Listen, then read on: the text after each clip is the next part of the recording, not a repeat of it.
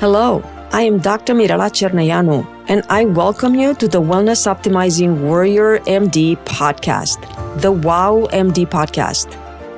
I am not your typical wellness coach, and this is not a typical wellness podcast.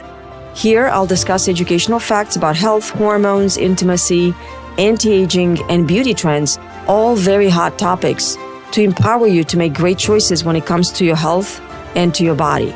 I want you to go, wow, I did not know that. Or, wow, this is going to make a great difference for me. Our healthcare system is broken and it needs a revolution. You and I can start one today. I am willing to share my knowledge with the world if you're willing to listen.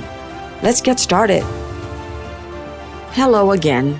This episode is entitled Safe and Effective Hormone Solutions for Menopause, and I'm going to focus on the exact opposite of what I talked about in the previous episode, which was mainly directed at not to do and not to use, which was oral estrogen.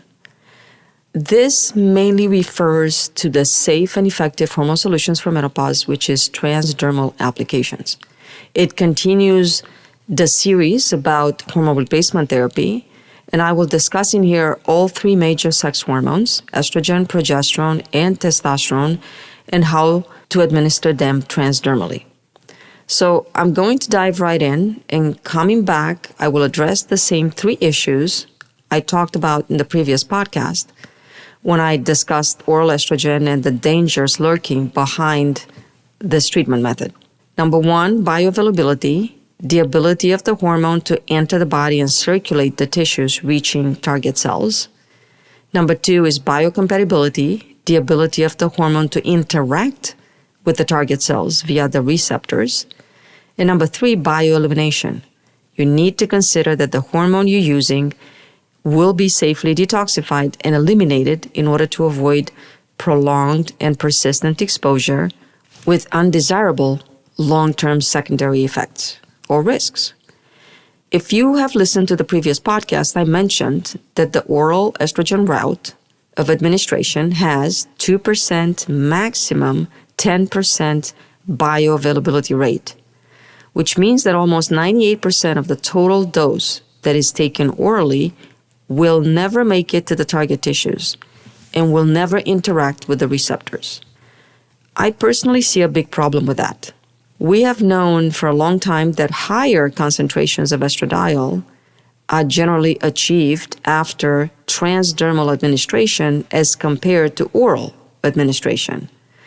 And it is also well known that although we administer vaginal products locally, they can and they will achieve blood concentrations. Sometimes they're minimal and transient, but sometimes they're quite significant. So let's talk about transdermal modalities that are used to deliver these hormones and their specific bioavailability. So top and foremost, we have the estradiol patch. There are no progesterone patches and no testosterone patches. So the patch only delivers estrogen. The patch is an adhesive, acrylic adhesive, that is applied to your body. If you're a woman, you stick it onto your lower abdomen, your lower back, your upper buttock area, or the outside of your upper arm. The patch is changed either weekly or bi-weekly, which is twice a week. The patches are synthetic, they're FDA approved, and they release a somewhat reasonable, steady amount. But still, the way the patch works is it will start releasing hormones, and it will reach a peak level probably within 12 to 24 hours. So it's much gradual increase as it doesn't hit you with a hammer, but then it continues to decline for the next 12 to 24 hours. So by the time you need to put on a new patch at 3 days later, your level's already low. So what is the bioavailability of the patch or the transdermal estradiol gel? So according to Wikipedia, under the subject pharmacokinetics of estradiol, the absolute bioavailability of oral estradiol is approximately 5%, with a possible range of 0.1% to 12%. That sounds like a very unreliable way to administer estrogen to the body. I talked about it the last episode. I'm not going to linger on it. The transdermal bioavailability of estradiol in an alcohol solution, which is the estradiol gel, is approximately 10%, but steady. Transdermal estradiol patches have been reported to have a bioavailability of 3 to 5%. Not a whole lot better than the oral bioavailability, but it's more reliable. What is interesting and what you need to know about transdermal estrogen application in the form of a patch, a gel, or a cream is that it's not subject to the first pass liver effect. This means these hormones are not going to go through your liver. The liver does not have to work hard to metabolize these hormones. So it does not increase its output of clotting factors. So the increased risk of stroke and heart attack, which is very common and a serious concern with oral estrogen, does not apply to transdermal estrogen. It is safe to use because it does not increase clotting risk. The same Wikipedia article on the pharmacokinetics of estradiol states, and I'm going to quote here, there is large inter-individual variability and intra-individual variability in the pharmacokinetic parameters of transdermal estradiol, and fluctuations in circulating estradiol levels with estradiol patches are almost as great as with oral estradiol, end quote. So to translate that in English, different individuals will absorb the estradiol patch differently because their skin is different. So patient X versus patient Y versus patient Z will have very different estrogen levels on the same dose of estrogen patch. There's also significant intra-individual variability, which means that if you change your patch around on your body, it will absorb differently and you will get different levels. So again, factors that might contribute to this inter and intra-individual variability, so from patient to patient, and for the same patient on different parts of the body, include, number one, skin location of the application, how thick the skin is there, what is the hair follicle density in that area, what is the alcohol evaporation rate if it's an estradiol gel that's applied. It's likely very dependent on the skin hydration or dehydration, on the ambient temperature, humidity, etc. So, not very reliable. This doesn't make me too excited about the patch. However, we'll talk about more because there could be some benefits for some women. What about hormone levels with the patch? Estradiol patches that deliver a dose of 0.05 milligrams will give women about 30 to 65 as an estrogen level. We talked about estrogen levels in the past, in the previous podcast, when I mentioned that when you were young, your levels were as high as 200 to 300, and when you're at menopause, you could be somewhere between 50 and 150, whatever works for you. But anything that's over 150 is probably too high, and anything that's under 50 is likely too low. So coming back, a medium dose patch will make your estrogen level only go up to 65 and not consistently, while the daily dose with 0.1 milligram, the highest dose patch, can only attain levels of about 50 to 90. So when I use the patch with my clients, I always check the hormone levels midway between the patch application, ideally at about 36 hours after they apply the patch on. That's about ideal. That's not always possible, and it kind of limits the time they can go to the lab. So I always tell the client, you get a 24 to 36 hour window, but the patch should be on your body at least 24 hours so we can understand what the levels are accurately. And it's probably best, if you are using the patch, to avoid checking your hormone levels right before you're going to put a new patch on. They will likely be low. Otherwise, you wouldn't be needing a new patch. So it's not very informative on how the patch acts on your body and how much estrogen is being released. Please consider that when you do your hormone levels and you're using the patch. So as far as bioavailability goes, it's more reliable than the oral. Not necessarily a terrible way to deliver hormones to the body, as it's not subject to the first pass liver effect. But it's, again, not very reliable. I have many women that are reasonably satisfied with simply using an estrogen patch and oral progesterone. And we talked about this a little bit in my podcast episode that referred to what is the best hormone replacement method, when I mentioned that the patch is not bioidentical. If you research to get the ingredients in the patch, it states very clearly that estradiol is hemihydrate USB estradiol, which means it is not the perfect bioidentical hormone your body used to produce and the one that the body needs.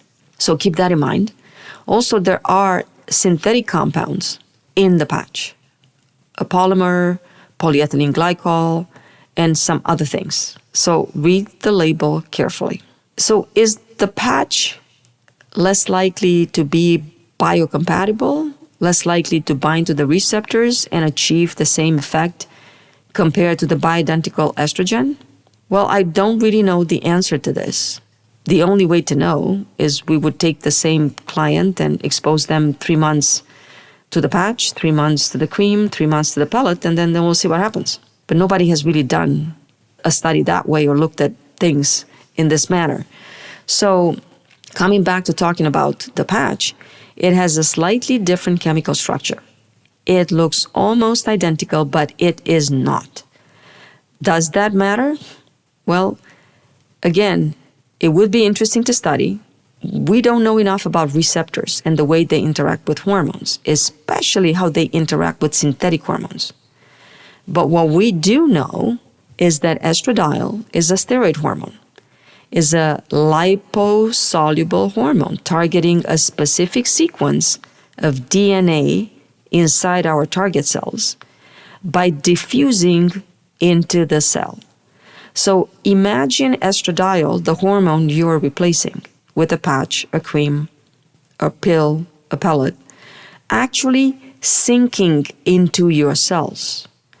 When it has diffused into the cell, after it passed the cellular membrane, it actually binds to these intracellular receptors and it will migrate into the nucleus. And there are some studies suggesting that these steroid receptors, even though lipophilic and interacting with hormone receptors inside the cell, also use receptors on the cellular membrane to gain access to the intracellular compartment and to modulate cellular functions.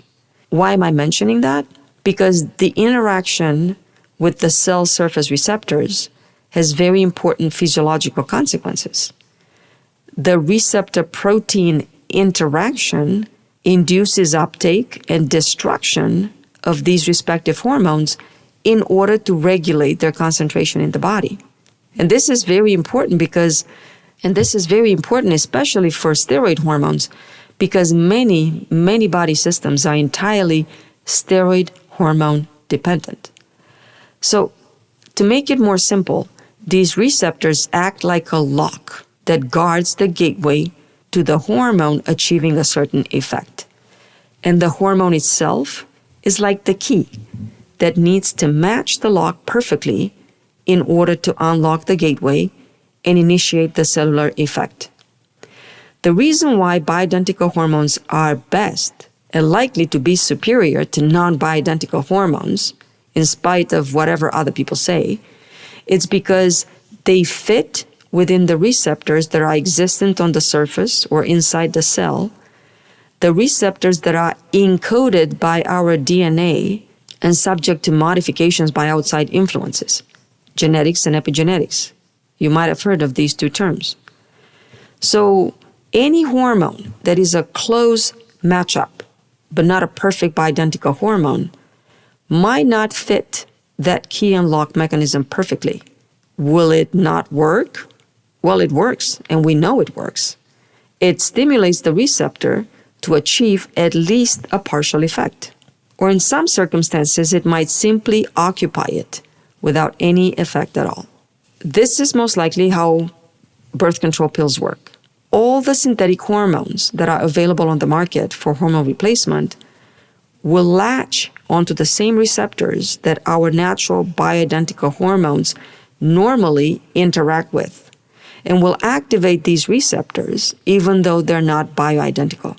However, there's no way to prove this, but logically, the effect that these synthetic non-bioidentical hormones achieve is most likely going to be partial, probably not as good and perfect as that of the bioidentical hormone, but you still get an effect. So this is one crucial aspect of how these hormones are different, bioidentical, non-bioidentical. It's a compatibility issue. And another aspect in which they differ is the bioelimination, is the manner in which they should stop working. Meaning once the hormone is done with what they were supposed to do, now that they've achieved their purpose, they need to disengage from the receptor, they need to be eliminated. And this is the third characteristic that should be considered when you consider what type of hormone you're introducing in your body and you're going to expose your body to for years or decades. Consider bioelimination. So when hormones finish their function, they finish what they were supposed to do on the target cell. They're supposed to be degraded, destroyed, metabolized, and eliminated. An interesting fact I came across is that some of the hormones, when they degrade, they give rise to a new chemical, which can then act as a ligand for that receptor. So there is a possibility for overstimulation from a hormone. Hormone elimination and metabolism, it's a very, very complex issue. It really has been most recently looked into and studied.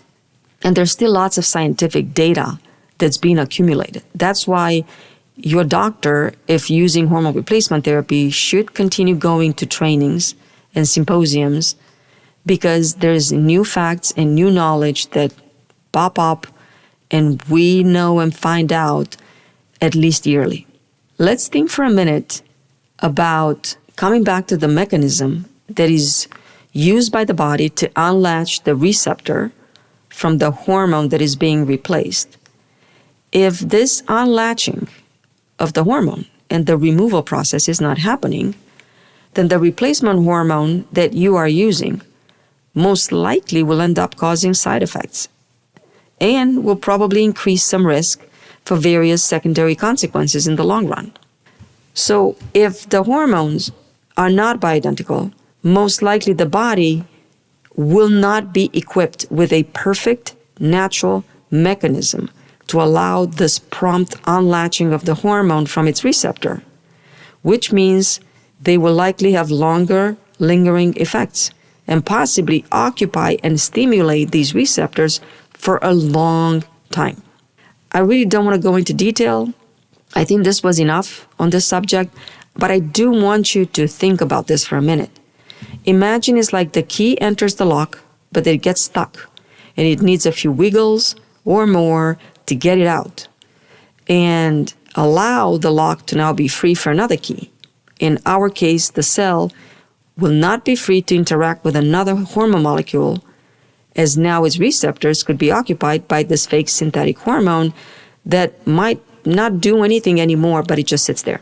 In my mind, this is a problem because the body is equipped by God in an amazing and miraculous way with pathways that are meant to keep us safe from any prolonged and persistent activation of these receptors. We have mechanisms, again, God-given mechanisms, to allow the key to disengage from the lock, freeing the receptor and stopping the hormonal action.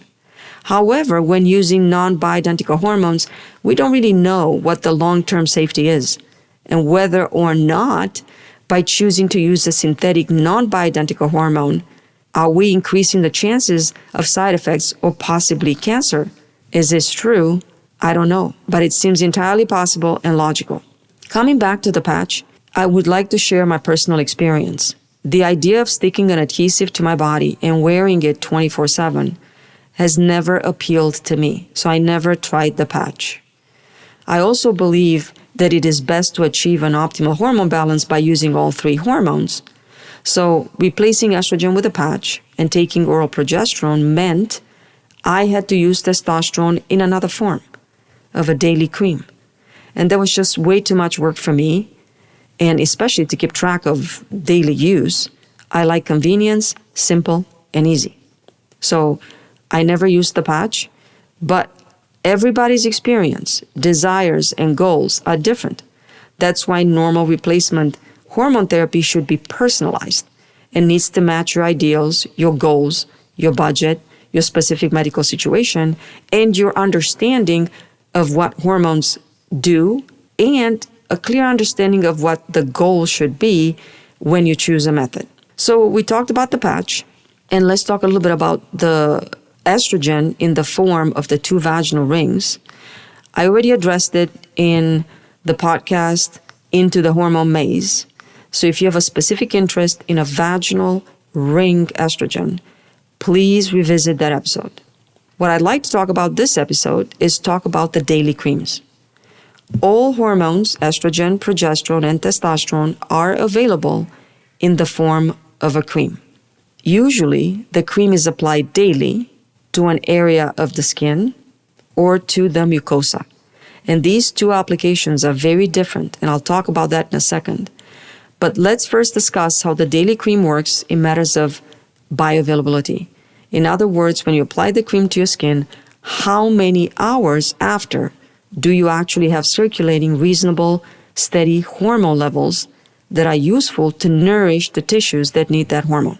If you apply your cream at night, then consider checking your hormone levels 12 hours later, next morning. It will give you a fairly good idea of how low your testosterone, estrogen, and progesterone will get at 12 hours after you use the cream. If you apply the cream at 10 p.m. and you go to the lab at 8 a.m., that's 10 hours after application. If your estrogen level is already under 40, then you know that whatever estrogen got applied to the skin is no longer there. You have no available circulating estrogen that can be circulated to the tissues, organs, and cells that need the hormones. Remember, we talked about levels in the last episode and earlier in this episode when I said most women are happy between 50 and 150. And you don't need 50 to 150 1 or 2 hours a day. You literally need those 24 hours a day. So the daily cream is natural, coming from Mexican yams, and is bioidentical. But it has the same problem as the patch and the tablet. It only provides bioavailable levels for a few hours, actually less than the patch. So you probably have hormones less than 10 hours in a 24-hour window if you are using a daily estrogen, testosterone, or progesterone cream. If we take into account the fact that sometimes you forget to put the cream on exactly the same time, you put it later on or earlier, might also explain why the levels go up and down, up and down. So these creams are not always very useful in helping with things that most clients want and need. Improved energy, improved sleep, improved metabolic rate, leading to sustainable and maintainable weight loss. Also, the erratic and unsustained levels don't always help with sexual health. Symptoms like painful sex, vaginal dryness, they help a little, maybe in a moderate amount, but people still have symptoms, and most likely they do not help sexual desire very much. So if you're using a daily testosterone cream, you might notice a little boost at the beginning, but it slowly dissipates and then there's nothing left as far as increased sexual desire. The use of any hormonal therapy is still better than no hormonal therapy. So many women that use daily creams, as well as men who use daily testosterone, creams or gels, notice a significant improvement in their symptoms. Even if you don't have 24 hours available steady hormone levels, you at least have some hormone levels for 8 to 10 hours. You probably have very high hormones, 1 to 2 hours, maybe medium and already declining hormone levels for 3 to 5 hours, and then a few hours of low hormone levels, then back to baseline, very low hormone levels. And this is true for every type of hormone applied in the form of a daily cream. So let's talk a little bit about skin cream versus mucosal application. There are some issues with applying a hormone cream over and over in the same area of the skin on your body. That's why your doctor might have advised you to switch around and rotate the sites where you rub the cream in, because the receptors that interact with the hormone that are located on your skin will become resistant. And you might notice that the Skin Daily Cream for hormone worked really well at the beginning and then kind of stopped working, or you slowly, gradually did not notice the same benefits that you did at the beginning. The doctor that takes care of you will have to monitor your hormone levels and your symptoms periodically, ideally 3 to 4 times a year, to determine when and whether this is happening to you. The chance of hormone receptor resistance can be as high as 50% within 6 months to 2 years from starting a hormone skin cream. If this is happening, then you're just applying a pretty expensive moisturizer that will no longer work or provide the effects you are used to when you started the treatment. Let's talk about mucosal application. Mucosal application is superior to skin application because this phenomenon of receptor resistance does not happen when the cream is applied to mucosal tissues. And the best place to apply this type of cream will be on the inner labia minora, at the entrance of the vagina. The problem with this type of application is that the cream dispensed by the pharmacy will have some chemical components that could be irritating for women in menopause who already suffer from inelastic and dry and not lubricated vaginal skin. Also, progesterone has a very large molecular size and cannot be used on this type of mucosal application. So transdermal progesterone has to be applied to the skin. You cannot apply the gel to mucosa because, as I mentioned earlier, the gel contains alcohol and that would irritate the tissues terribly. So please don't even try that. Overall, many women prefer to use daily creams because they are compounded and bioidentical plant-based hormones derived from Mexican yams. Receptor resistance is a problem, and the rate of diffusion from the skin into the bloodstream could be another problem.